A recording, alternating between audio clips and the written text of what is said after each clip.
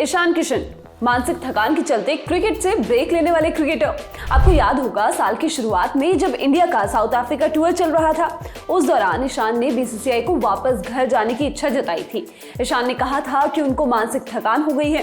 BCCI ने भी ईशान की इस परेशानी को समझ उनको वापस जाने की परमिशन दे दी थी।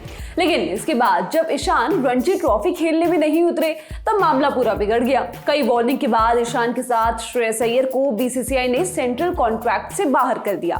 ईशान जय शाह की वार्निंग के बाद भी रणजी खेलने नहीं पहुंचे थे और इसकी जगह उन्होंने हार्दिक पांड्या के साथ आईपीएल के लिए प्रैक्टिस करना ज्यादा बेहतर समझा था।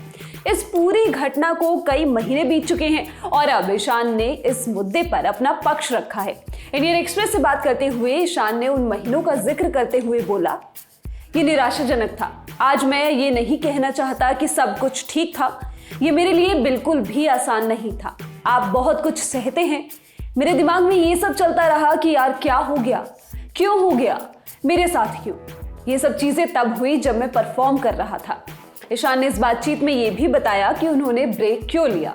वो बोले, मैं रन बना रहा था और फिर मैंने खुद को बेंच पर पाया। टीम स्पोर्ट में ये चीजें होती हैं, लेकिन मुझे ट्रैवल थकान का एहसास हुआ।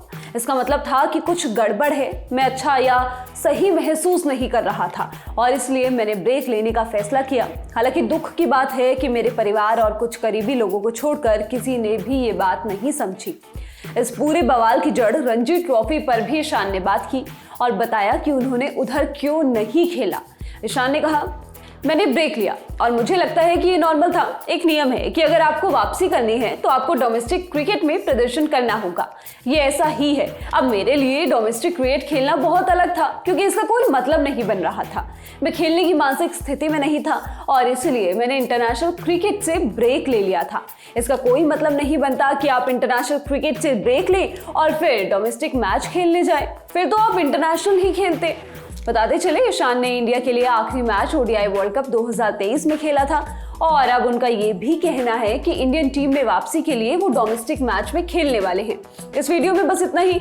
मैं हूं गरिमा। स्पोर्ट्स से जुड़ी खबरों के लिए आप लोग देखते रहिए ललन टॉप स्पोर्ट्स। शुक्रिया।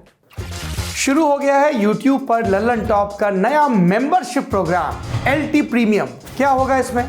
LT प्रीमियम मेंबर्स किसी भी प्लेटफॉर्म से 3 दिन पहले देख सकते हैं guest in the news room और किताब वाला जैसे कई शोज। ललन टॉप के हम सब एंकर्स हर हफ्ते आपसे करेंगे लाइव चैट, देंगे आपके सवालों के जवाब।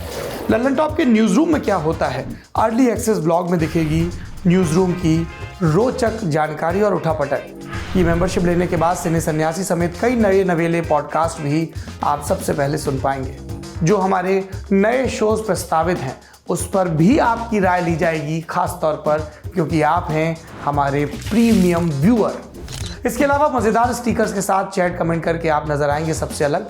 इन स्टिकर्स का इस्तेमाल आप YouTube के चैट और कमेंट सेक्शन में कर पाएंगे। इस मजे के लिए क्या करना होगा, इस जुड़ाव के लिए क्या करना होगा, जाना होगा ललन टॉप के YouTube चैनल पर और ज्वाइन बटन को प्रेस करना होगा।